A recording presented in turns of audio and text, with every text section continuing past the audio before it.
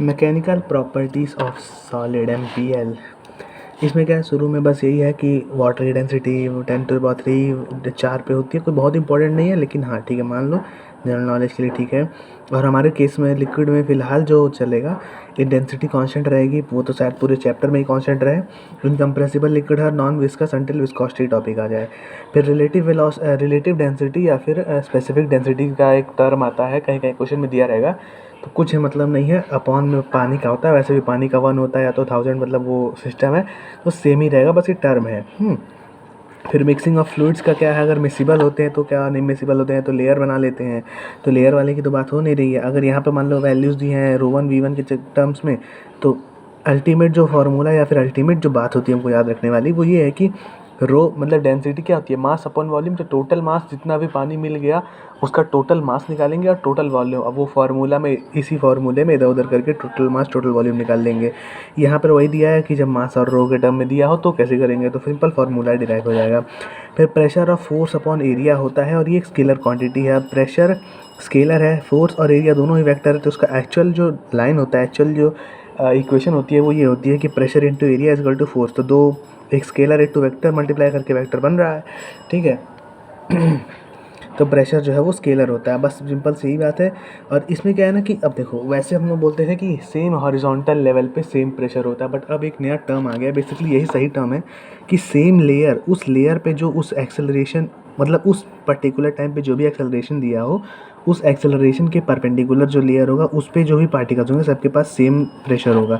अब यहाँ पर एक्सेलरेशन ड्यू टू ग्रेविटी नीचे लगी है, और देखो नीचे लगी तो ये देखो परपेंडिकुलर, नीचे लगी तो परपेंडिकुलर, तो मतलब अब जब टेढ़ा हो जाता है तो भी वही है, जिधर भी नेट एक्सेलरेशन लग रहा है उसी के परपेंडिकुलर सारी लेयर्स अपने आप को अलाइन कर लेती हैं।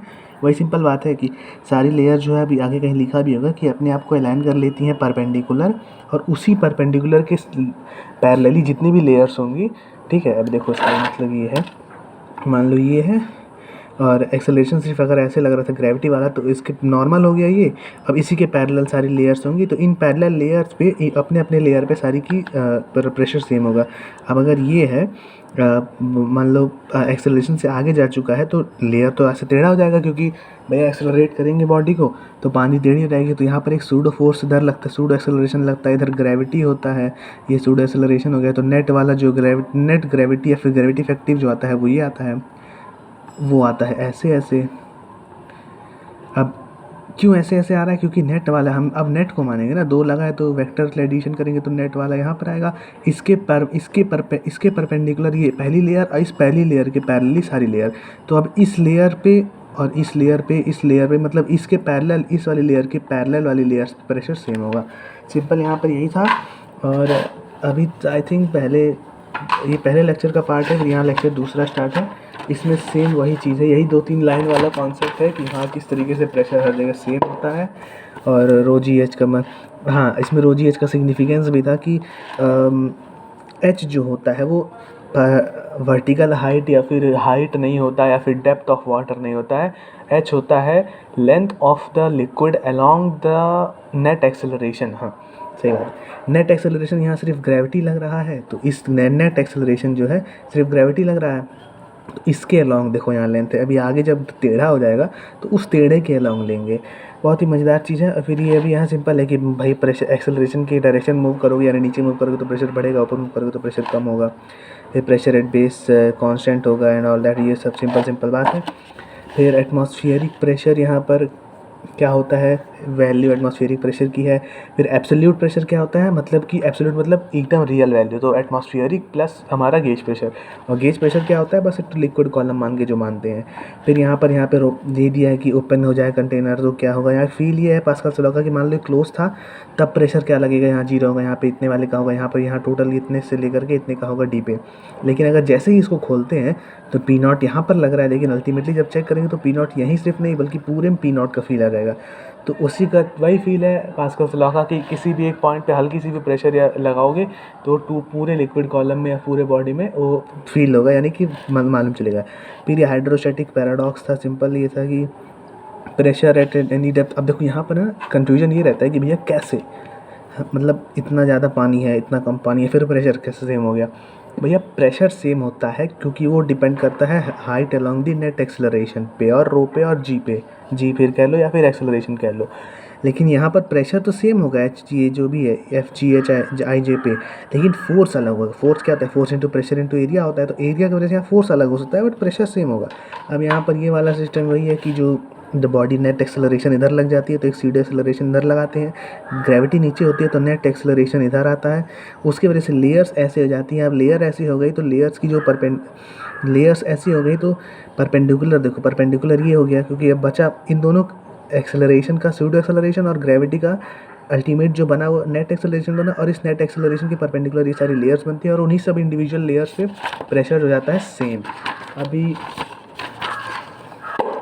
प्रेशर इन एक्सेलरेटेड फ्रेम यहाँ पर है क्या, यहाँ भी सेम चीज़ है tan theta equal a by g. अब ये जो है ना ये एक फार्मूला होता है जब हम वहाँ पेंडुलम वाले केस में भी करते हैं कि डब्बे के अंदर बंद पेंडुलम को अगर हम सडनली इधर एक्सेलरेट कर देते हैं, ऐसे कर लो, तो यहाँ पर पेंडुलम जो ओरिजिनली ऐसे होता है वो ऐसे हो जाता है यहाँ पर एक थीटा एंगल से। तो यहाँ पर हमको एक फार्मूला मिलता है काइनेमेटिक्स या फिर एनएलएम में कि tan theta equal to a by g. यही हम यहाँ भी लगा सकते हैं ठीक है, tan theta equal to a by g. बाकी यहाँ पर अलग अलग पॉइंट्स पर लेकर के देखा गया है कि pressure at A B C कैसे इक्वल होगा, क्योंकि भैया उस देखो नेट एक्सेलरेशन इधर है, नेट एक्सेलरेशन ना कि एक्सेलरेशन ना कि ग्रेविटी, नेट एक्सेलरेशन इधर है, पैरेलल लेयर्स पे सेम होगा तो ए बी सी पे सेम हो गया। अब डी पे पहुँचने के दो रास्ते हैं, प्रेशर एट डी आप प्रेशर एट बी ले लो और फिर इस देखो length along the net acceleration, तो लेंथ हो गया एल, पी होगा इसका डेंसिटी, नेट एक्सेलरेशन हमारी ये आ गई है कैलकुलेट करके। अब इसको अगर मैं कहूँ कि इस जगह की फाइंड करनी है लेकिन यहाँ से फाइंड करनी है तो वो कैसे होगा, तो वो होगा इस जगह पर इस एक्सिस के अलॉन्ग इधर आने पे pressure at D is equal to pressure at C plus X, ये एक्स डिस्टेंस है रो इंटू ए। अब यहाँ पर ये वाला tan theta equal to a by g वाले फार्मूले से ए और जी से पता चला कि हाँ पहले tan थीटा वाला फार्मूला से ये बना लिए, ये अपना है पाइथागोरस थ्योरम, इसमें से निकाल लिए साइन थीटा की वैल्यू से x में जब यहाँ पर पुट करेंगे तब अल्टीमेटली ये निकल के आ रहा है कि मतलब पूरा अल्टीमेटली डेरिवेशन में ये वापस यहीं पहुँच जाता है। तो सी पॉइंट के चल के डी पर अब यही पूरा ये जो वाला पॉइंट है कि हाँ जिस भी डायरेक्शन में प्रेशर निकालना है तो अब इस डायरेक्शन में ए लग रहा होगा सूडो फोर्स वाला, इस डायरेक्शन में जी लग रहा होगा, तो जिस पॉइंट पे निकालना है उस पॉइंट पे चलेंगे और उस डायरेक्शन का length direction along that length x, और इस डायरेक्शन में जो एक्सेलरेशन लग रही है वो है ए, तो उसके ये हो जाएगा। फिर क्लोज्ड कंटेनर में अब यहाँ ये कुछ दोनों क्वेश्चन प्रैक्टिस है, बहुत इंपॉर्टेंट है कि यहाँ इस डायरेक्शन में आए तो जी लगा, इस डायरेक्शन में आए तो ए लगा, इस डायरेक्शन में तो सिंपल था ये। लेकिन इस वाले में क्या है कि जब नीचे आएंगे तो जी लगेगा, इधर जाएंगे तो ए लगेगा, फिर नीचे आएंगे तो पॉजिटिव जी पॉजिटिव ए और लेंथ अपने अपने हिसाब से। लेकिन अब ऊपर जब जाएंगे ना तो अब देखो ऊपर जा रहे हैं नेगेटिव जी में, तो यानी कि जो प्रेशर होगा ई से एफ जाके कम होगा। अब इधर जब आएंगे तो नेगेटिव ए में आएंगे तो एफ से लेकर के जी तक में प्रेशर कम होगा, वो भी ए वाले का यूज़ होगा। प्रेशर एट जी देखो pressure at f minus pressure at a लिए हैं और एल से इसकी लेंथ है। फिर जब जी से एच जाएंगे ऊपर तो ये और कम होगा, जी के अगेंस्ट जा रहा है तो माइनस रो जी इंटू L7 ऐसे ही हो जाएगा।